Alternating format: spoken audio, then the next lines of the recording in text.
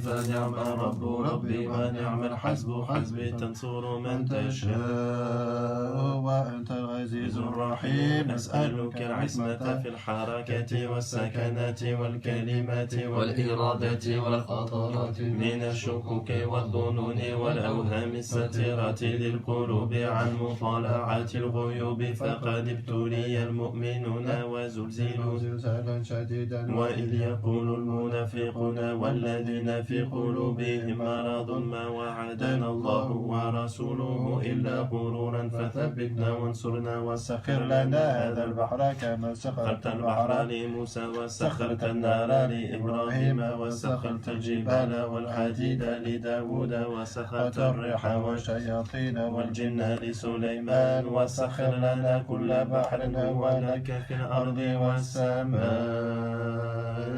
والملك والملكوت وبحر الدنيا وبحر الآخرة وسخر لنا كل شيء يا من بيده ملكوت كل شيء كافها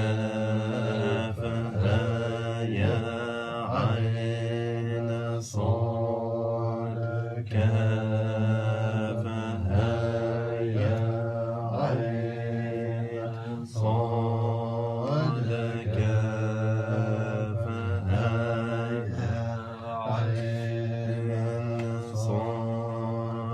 انصرنا فإنك خير الناصرين وافتح لنا فإنك خير الفاتحين واغفر لنا فإنك خير الغافرين وارحمنا فإنك خير الراحمين وارزقنا فإنك خير الرازقين واهدنا ونجينا من القوم الظالمين وهب لنا ريحا طيبة كما هي في علمك وانشرها علينا من خزائن رحمتك واحملنا بها حمل الكرامات مع السلامة والعافية في الدين والآخرة على كل شيء قدير اللهم يسر لنا أمورنا مع الراحة بنا وأبداننا والسلامة والعافية في دنيانا وديننا وكلنا في سفرنا وخليفة بأهلنا واكبس وجوه أعدائنا وامسخ مهل مكانتهم فلا يستطيعون المضي ولا المشي لو نشاء لطمسنا على أعينهم فاستباقوا الصراط فأنى يبصرون ولو نشاء لمسخناهم على مكانتهم فما استطاعوا مضيا ولا يرجعون إلى سير والقرآن الحكيم إنك لمن المرسلين على صراط المستقيم العزيز الرحيم لتنذر قوما ما أنذر آباؤهم فهم غافلون لقد حق القول على أكثرهم فهم لا يؤمنون إنا جعلنا في أعناقهم أغلالا فهي إلى الأذقان فهم مقمحون جعلنا من بين أيديهم سدا ومن خلفهم سدا فأغشيناهم فهم لا يبصرون شاهد وجوه شاهد وجوه شاهد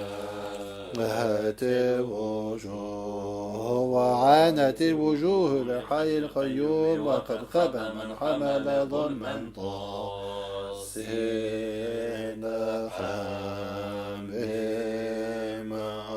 عين سنقا ما رجل البحرين يلتقيان بينهما برزخ لا يبغيان حميم حميم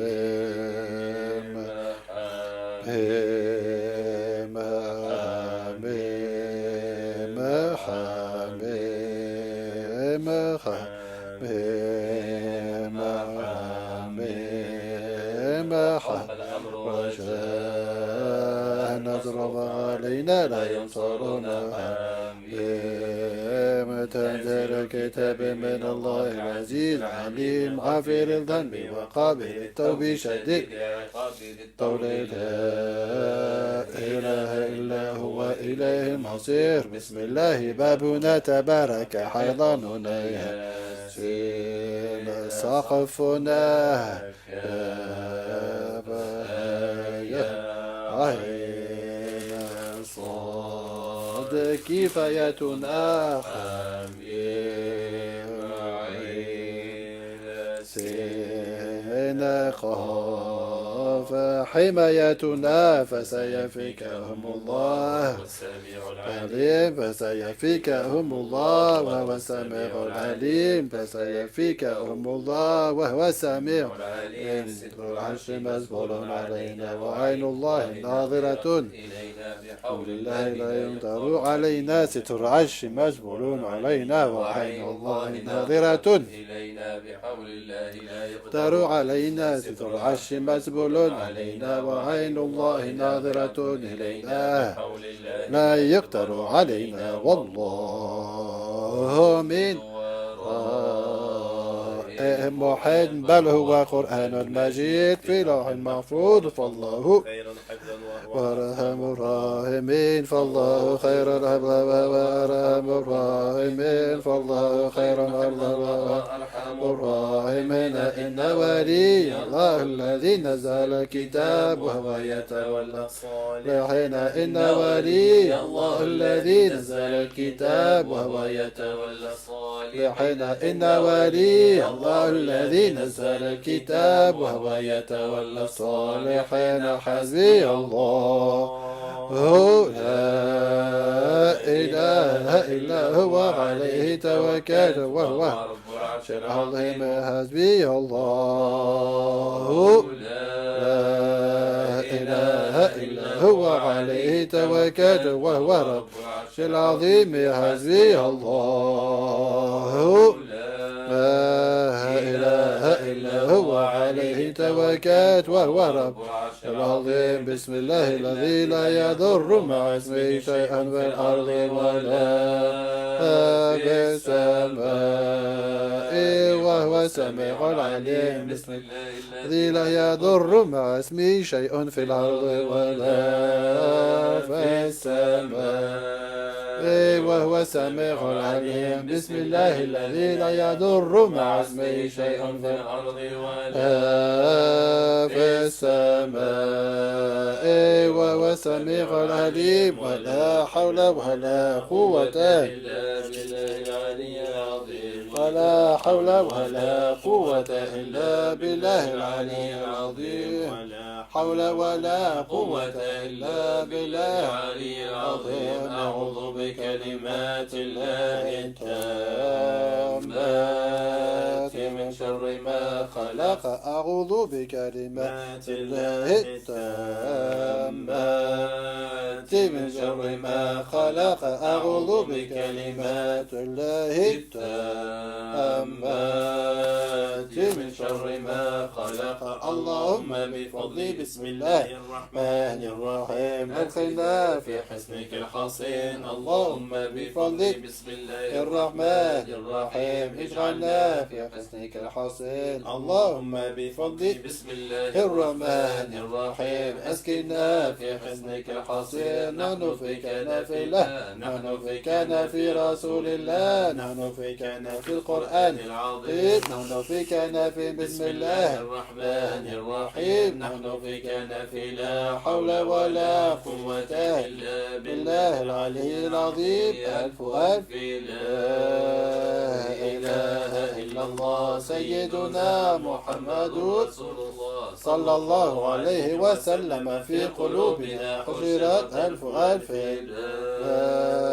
إله إلا الله سيدنا محمد رسول الله صلى الله عليه وسلم على أكتافنا دشر ألف ألف لا إله إلا الله سيدنا محمد رسول الله صلى الله عليه وسلم دار الدهر بيننا وبين ساعة سوء إذا حضرت ألف لا إله إلا الله سيدنا محمد رسول الله صلى الله عليه وسلم دارت بنا سورا كما دارت بمدينة الرسول سبحان من أجاب كل متمرد قدرته وأحاط علمه بما في بره وبحره سبحان الله وبحمده سبحان الله العظيم وصل اللهم على سيدنا ومولانا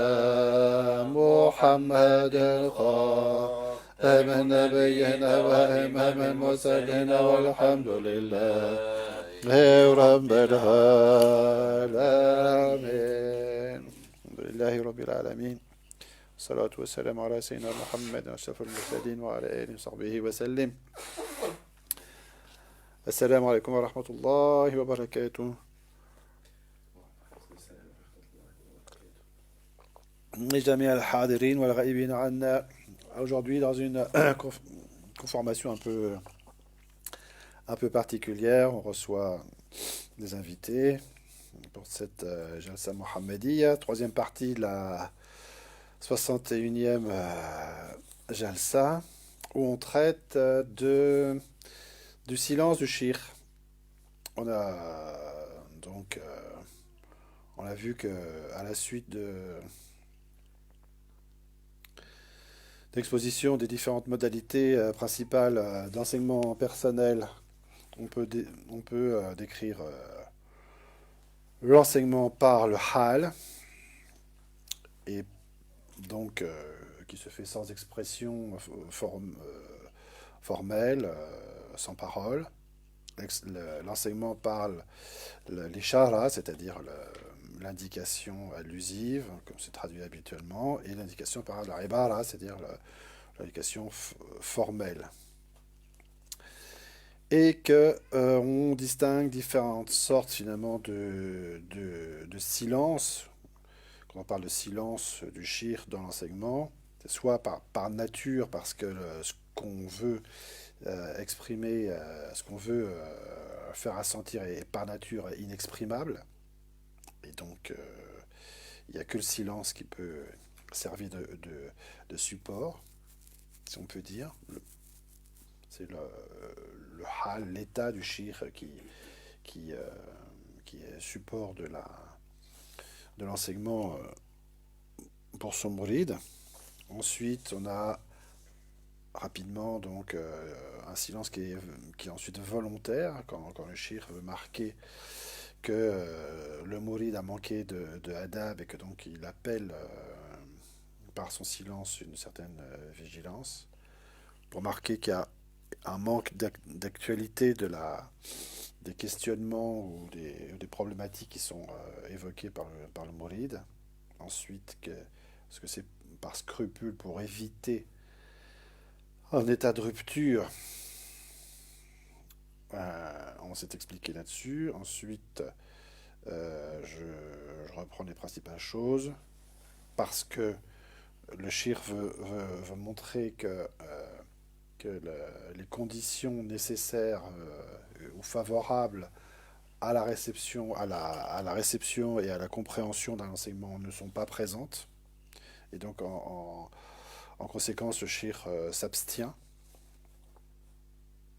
plutôt que de dispenser un enseignement qui ne sera pas entendu ou écouté, ou il n'y aura pas de conséquences profitables pour le mouride. Ensuite, parce que le fait de maintenir, dans certains cas, dans certaines ambiances, le silence dans une assemblée ou par rapport à certains mouridines, produit de fait une sélection dans l'assemblée des mouridines, par le fait qu'ils sont plus ou moins justement concentrés ou attentifs, et que donc certains peuvent se contenter d'un silence sans voir l'intérêt d'aller plus loin, et d'autres, au contraire, sont stimulés pour une recherche. Euh, voilà, je pense qu'on en est arrivé là, en gros. Donc, on parle de la qualité de l'enseignement. On avait fini pour dire que cette partie-là, pour dire que le silence du shir, surtout lorsqu'il exprime une volonté consciente de sa part, c'est-à-dire vraiment une, une attitude méthodique particulière, dirigée, n'est pas un acte sans conséquence, c'est un acte qui qui est égal, on pourrait dire, que le mouride peut ignorer ou se contenter de constater sans réagir, mais que c'est en fait un acte réellement initiatique, à moins de sortir ipso facto d'une perspective initiatique, justement. C'est-à-dire que s'il ne prend pas en considération les choses, il passe à côté.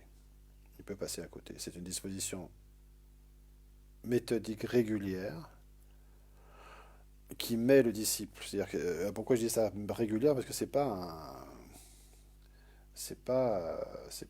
un artifice. On pourrait se dire que on pourrait considérer les choses comme ça et voir les choses sous ce rapport un peu artificiel, un peu provoqué, ou dont on ne voit pas très bien les fondements, mais en fait les fondements ils existent, on va les voir notamment dans les choses les références qu'on donne. C'est une disposition méthodique et régulière qui met le disciple, lorsqu'il est sincère dans sa recherche de progression spirituelle effective, dans son soulouk, donc, devant la nécessité, devant une situation qui l'oblige à effectuer une réelle introspection et un examen attentif de sa propre situation en vue de la réformer éventuellement. C'est-à-dire, c'est le but du soulouk quand même, à la mesure de ses possibilités. Toutes attitudes qui sont à la base donc de l'exigence qui conditionne le travail initiatique véritable. Et surtout, si on peut dire, enfin, c'est également cohérent avec la caractéristique principale que donne Cheikh Abdul Wahid et d'autres du travail d'ordre initiatique, c'est que ça met éminemment, et au plus profond de l'être, pour celui qui veut vraiment progresser dans une position active intérieurement. Parce que celui qui est passif passe à côté.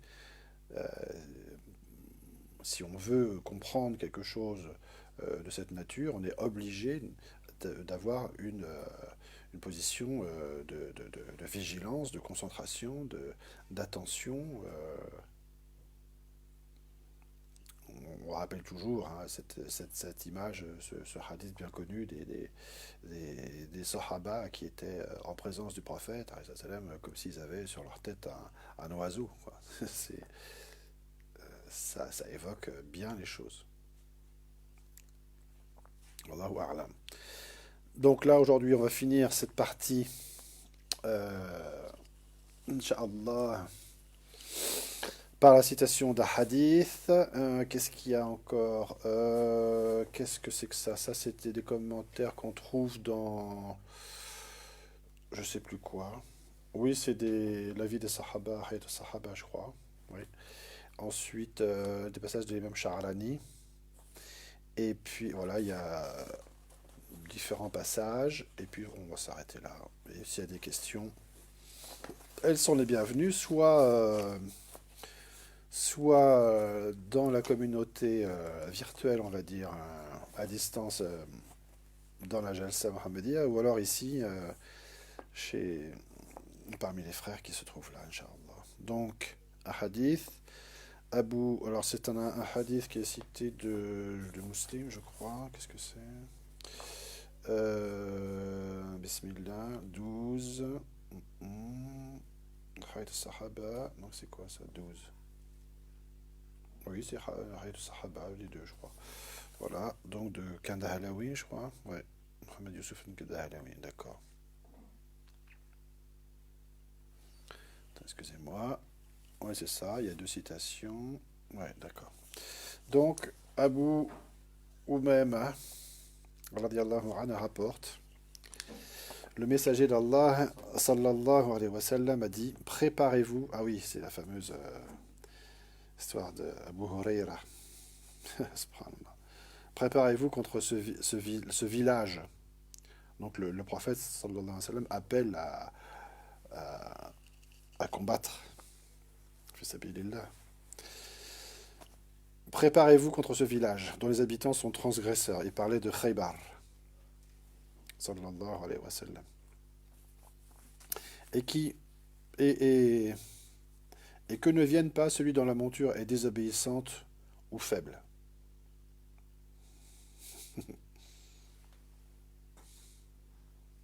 Masha'Allah. Abu Huraira radiallahu anhu. Donc là, il y a une sélection quand même, hein, même extérieure, dans le djihad de l'Azhar. Il y a une sélection quand même aussi des montures. Abu Huraira radiallahu anhu partit chez sa mère et dit, donne-moi mes affaires, car le messager d'Allah sallallahu alayhi wa sallam a ordonné, prescrit, c'est toujours pareil, amarana, je pense, de se préparer à partir au combat. Tu pars, dit-elle, alors que tu sais que je ne peux sortir qu'avec toi, dit sa mère. Donc il fait un reproche de la délaisser. Mais je ne peux pas manquer à l'ordre du messager d'Allah, sallallahu alayhi wa sallam, répondit-il. Elle sortit alors son sein et le supplia par le lait qu'il en avait tété. Puis elle partit secrètement chez le messager d'Allah, sallallahu alayhi wa sallam, et l'informa. Et il dit, pars. Le prophète, sallallahu alayhi wa sallam, ton affaire est réglée. C'est-à-dire, bon, l'affaire est faite. Abu Huraira arriva. Et le messager d'Allah, sallallahu alayhi wa sallam, se détourna de lui. Relatif. Le prophète, sallallahu alayhi wa sallam, qui détourne sa face, sa sainte face, sallallahu alayhi wa sallam, mashallah, d'un de ses compagnons préférés. Mashallah. Relatif. Qu'est-ce qu'il y a de pire dans la surba? Et il dit, Ya Rasulallah, je vois que tu te détournes de moi. Alors là, extérieurement, c'est le shir qui se détourne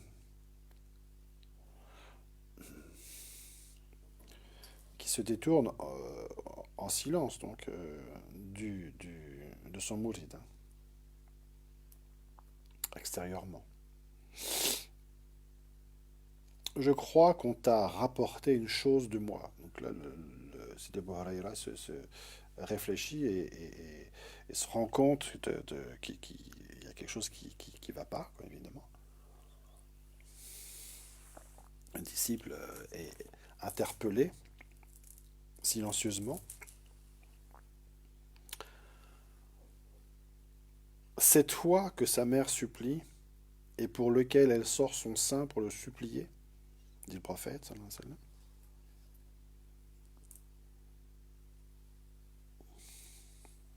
Donc après cette phase de silence, et malgré ou parce que Abu Huraira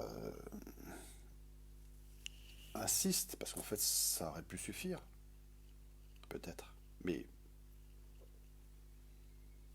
il y a la nécessité d'exprimer quelque chose, alors le prophète dit, il exprime quelque chose extérieurement, sallallahu alayhi wa sallam. C'est toi que sa mère supplie et pour lequel elle sort son sein pour le supplier. Pensez-vous que lorsque vous êtes chez vos parents ou chez l'un d'entre eux, vous n'êtes pas dans la voie d'Allah? on sera vraiment dans la voie d'Allah si l'on est bon envers eux et que que l'on accomplit ses devoirs envers eux, dit le prophète sallallahu alayhi wa sallam. Abu Huraira dit: je suis resté après cela 2 années sans partir au combat, jusqu'à ce qu'elle mourut. Donc, référence, Bismillah, voilà, Hayat al-Sahaba de Mohamed Youssouf Kendahalawi, le figuier, etc. On a amélioré un peu la traduction quand c'était possible. Wallahu a'lam. Ensuite, donc commentaire, bon ben voilà, c'est ce qu'on disait, on voit que le prophète sallallahu alayhi wa sallam fait d'emblée le choix de ne pas s'exprimer formellement sur le sujet. La première réaction. Il adopte un comportement corporel, comme on dit maintenant, évocateur, pour exprimer son désaccord, sallallahu alayhi wa sallam, qui est terrible. Et là, c'est ce qu'on disait, c'est ce qu'on a un peu évoqué aussi précédemment dans ce que j'ai appelé des considérations un peu techniques par rapport au fait de l'enseignement par le regard, parce que là, il y a le silence, mais il y a par le regard. Et que là, oui, on voit bien que si l'enseignement peut se faire par le regard, il peut se rompre aussi, ou il peut se faire par la rupture du regard, ce qui est le cas. Et que on voit bien que c'est une chose grave, quoi. C'est pas on ne se rend pas compte de l'importance que ça peut dans une relation d'ordre initiatique que ça peut avoir. Évidemment, par rapport au prophète, être sous le regard du prophète et de son shir, et être dans un état de rupture. Et donc là, on voit bien, on a une modalité d'enseignement par le regard. Ça veut dire que on peut être sous le regard, mais aussi être privé du regard du shir. Relatif. Relatif. Attitude qui ne manque pas de faire réagir Abu Huraira pour aboutir à une réponse explicative ensuite, exprimée en termes généraux. Bon. Allahumma salli ala sayyidina Rasulillah sallallahu alayhi wa sallam. Sallu ala sayyidina Rasulillah ya muhibbin. Les Sahaba décrivent la générosité du prophète sallallahu alayhi wa sallam dans un autre passage donc de Hayat Sahaba aussi, et comment elle s'exprime. Tabarani a dit, Ali radiallahu anhu a dit, Ali, quand on demandait une chose au prophète sallallahu alayhi wa sallam et qu'il voulait la faire, il disait oui. Et quand il ne voulait pas la faire, il se taisait. Et ne disait jamais non. Oui, on voit bien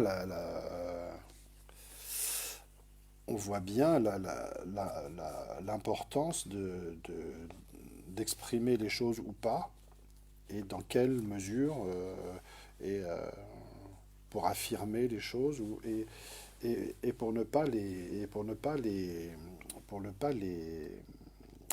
nier. Il y a cette, c'est étonnant, mais on a rencontré des gens de cette nature-là qui disent toujours oui,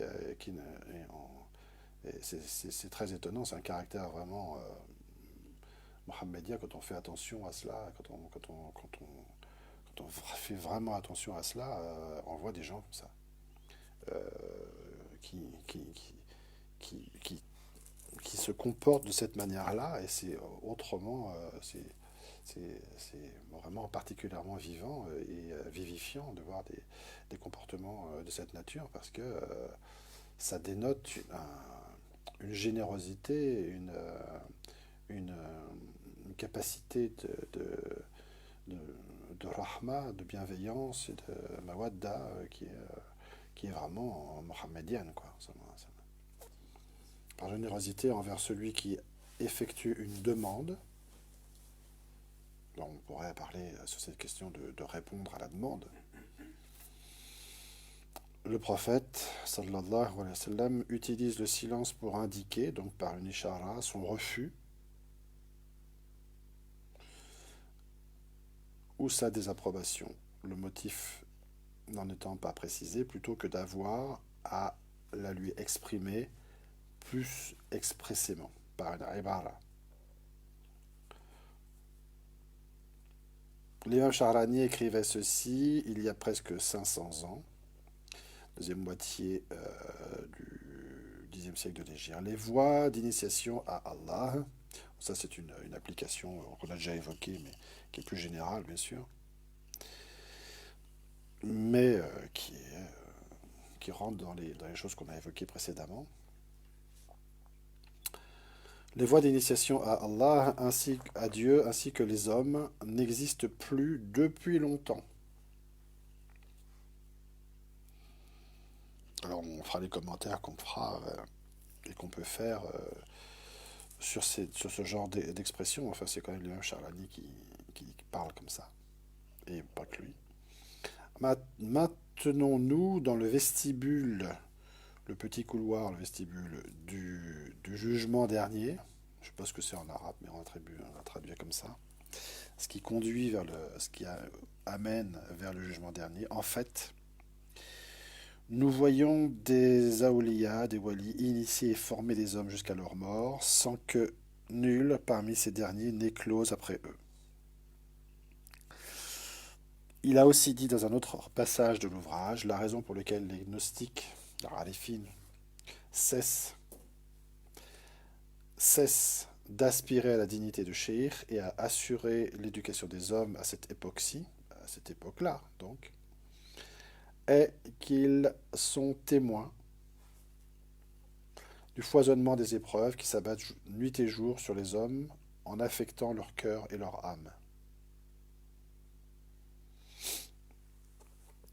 On a lu il y a pas longtemps, c'est dans la vidéo sur YouTube, là, sur le début des Lawaqir, hein, cette histoire où le shir voit quelqu'un lui faire des reproches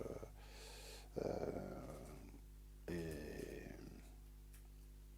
il y a cette notion-là aussi, et finalement, l'homme lui dit un certain nombre de choses, et l'imam Charlani lui-même dit j'aurais bien voulu argumenter et montrer quand même, mais je me suis rendu compte que les événements, les conditions étaient contre moi et que que ça aurait pu se retourner. Donc finalement, il s'abstient de répondre. L'imam Charlani s'abstient de répondre. Évidemment, c'est pas dans le cadre d'un irshad, là, enfin quand même. Ils savent par ailleurs que la situation ne fait que régresser, à tel point que si quelqu'un parmi les maîtres voulait imposer son autorité à un disciple, il se relèverait impuissant à repousser loin du disciple une quelconque difficulté. Il se pourrait même que cette difficulté se retourne contre le maître en guise de sommation. Donc là, on voit qu'il y a l'évocation d'une impossibilité de fait à cause de son comportement. La situation est difficile et elle ne cessera d'empirer jusqu'à l'avènement du jugement dernier. Donc il y a aussi ça évoque la situation de contrainte. Il y a un ensemble de conditions qui fait ou qui font que le shir est contraint de s'abstenir de donner des indications.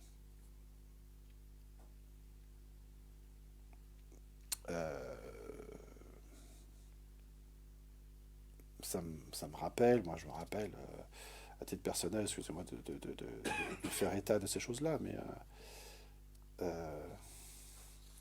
c'est aussi pour montrer l'actualité de ces choses-là. On était un jour en visite chez un de nos frères, de nos chouyours, décédé maintenant, Allah yarhamu,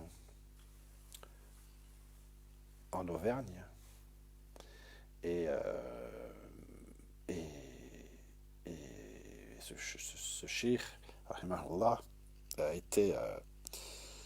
j'avais jamais vu dans cet état-là C'était une grande réunion, je ne sais plus pourquoi, dans une grande salle avec beaucoup de gens. Et, il ne parlait pas. Toute la soirée, il était dans un état de... Il s'abstenait. Il s'abstenait de dire quoi que ce soit. Et ce qui fait qu'au bout d'un certain nombre d'heures, c'était assez long quand même, dans la soirée, finalement, je dis à Sidi, Foulan, euh, qu'est-ce que bah, je vois dans cet état-là, c'est étonnant. Il pose un peu des questions sur ce qu'il voulait faire de sa vie, de sa, comment il voulait, comment il organisait le tasawwuf dans sa ville ou autour de lui, etc. Ça a été assez difficile, mais en fait, au bout d'un moment, il m'a fait comprendre de manière un peu allusive que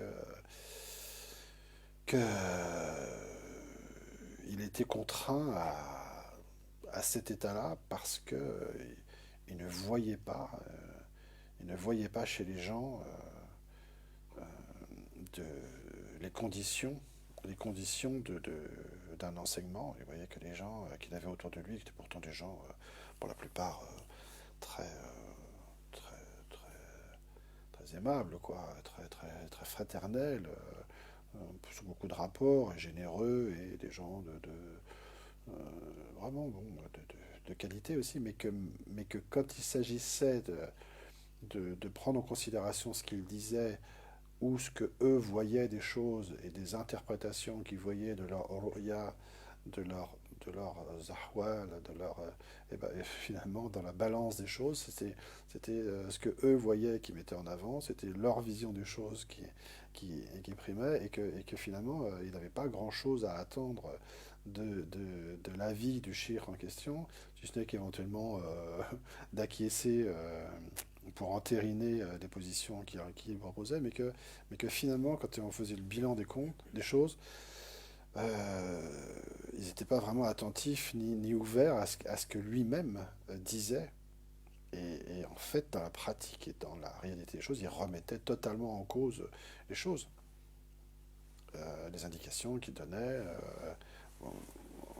pourtant parfois très simples, quoi. Et donc, dans ces conditions-là, euh, il était contraint à une fermeture.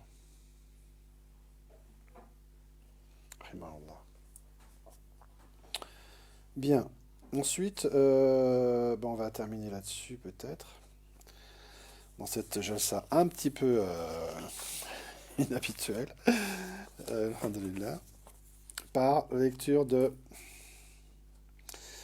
l'extrait du Adab 132 d'El-Waqih l'Imam Sha'rani. Radiallahu anhu. On a vu plus haut dans le chapitre, dit le shir, donc c'est le chapitre 132, donc c'est à passer environ 100, donc c'est dans le deuxième chapitre des relations donc entre le mouride et le shir. On a vu plus haut dans le chapitre que le disciple ne doit pas presser le shir à répondre lorsqu'il lui a fait part d'un événement qui lui est arrivé ou d'une question concernant les états spirituels de la voix.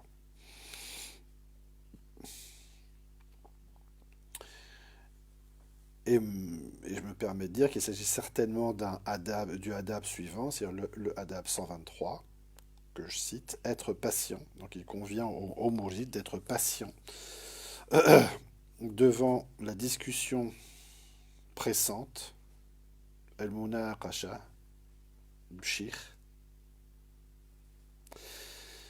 et devant son opposition à ses affaires personnelles. Bon, c'est un point qu'on a déjà soulevé. Car tout ceci est la meilleure indication que le shir a ressenti chez lui le parfum de la sincérité. Le fait que le shir le presse dans toutes ses activités et remet en cause le mouride, parfois publiquement. Et que si cela n'avait pas été le cas, il l'aurait traité comme un étranger en s'adressant à lui avec bienveillance avec adab, avec siyasa, avec politesse extrême, et en faisant un bon accueil, donc formel, comme cela a été indiqué plusieurs fois, dit le Cheikh Charlani. Et là, donc effectivement, on relit ce qu'on a déjà dit une fois, il est plus facile à la nafs, il est en effet plus facile au nafs d'obéir à un ordre donné avec bienveillance qu'avec rudesse, même s'il est identique. Il peut ainsi arriver qu'un shir maltraite un peu son disciple pour éprouver son aptitude à maîtriser ses réactions, ce qu'on ne fait pas pour un hôte ou un étranger que l'on accueille. Et l'imam de reprendre, au contraire, il se réjouira du shir quand celui-ci ne lui répondra pas à ce propos. Les maîtres disent qu'il doit, quand il ne répond pas à ces questions, les questions du mouride, lui prescrire des actes qui lèveront le voile concernant ce qu'il a demandé pour la progression vers ce qui est plus élevé et plus noble que ce qu'il recherchait. C'est-à-dire que pour sortir d'une discussion, le cheikh donne des indications plus élevées au mouride, mais qui ne sont pas nécessairement faciles à comprendre tout de suite. S'il est apte à cela, il devra donc, le cheikh, lui prescrire des actes qui lèveront le voile concernant ce qu'il a demandé pour la progression vers ce qui est plus élevé et plus noble que ce qu'il recherchait, s'il est apte à cela. C'est ce qu'on a vu, c'est-à-dire que ce n'est pas nécessairement ce dont parle le mouride qui est important pour lui actuellement. Et en tout cas, le cheikh peut donc ne pas répondre à ce genre de sollicitation ou d'interrogation ou de discussion, mais répondre à côté, on pourrait dire, pour indiquer des choses qui vont réellement l'élever, Inch'Allah, s'il a la possibilité, s'il est apte à cela. Car si sa science précède sa demeure spirituelle, il pourra se suffire par cette science et prétendre au maqam de son shir sans détenir la réalisation effective correspondante. Wallahu a'lam. Bien. Voilà. Donc, je crois qu'on a fait le tour, enfin, si on peut dire, de cette question qui est très vaste. Donc, j'indique comme article connexe les 3 modalités principales d'enseignement personnel, ça on a déjà vu. Et comme article correspondant, l'article dans lequel on est, c'est l'article thématique du maître spirituel et de l'enseignement. Voilà. Alhamdulillahi Rabbil Alamin. Bon, est-ce qu'il y a des... Mohamed Yassine regarde. C'est bien, on est content. Marhaban, Mohamed Yassine. Est-ce qu'il y a des questions parmi nos spectateurs et spectatrices? Ludmiles Miles. Ça, on sait qui c'est. Sidi Marhaban, alaykoum assalam wa rahmatullah. Sidi Mustafa. Ouyam, je sais pas qui c'est une sœur, je pense. Mahmoud Marhaban. C'est Mohamed Yassine. Kint Amel. Kent. Ah! Assalamu alaikum wa rahmatullah wa barakatuh. Merci. De rien. C'est un plaisir. Bon, s'il n'y a rien de spécial, on va s'arrêter là. Qu'est-ce qu'on fait? Il n'y a rien d'autre? Bon, on arrête. Donc, je sais pas si je ferai une jalsa ce soir parce que, avec le changement d'horaire un petit peu là, je sais pas trop ce que ça va donner. Mais en tout cas, je préviendrai à l'avance des changements du samedi après-midi, Inch'Allah. On va organiser de manière un petit peu plus précise, certaines fois. Et j'essaierai de prévenir chacun et chacune quand c'est possible, pour qu'on puisse, que ce soit plus facile à gérer, quoi. Parce que là, j'ai l'impression qu'il y a des gens qui ont été pris de court. والحمد لله رب العالمين وبالله التوفيق والله أعلم والسلام عليكم ورحمة الله وبركاته.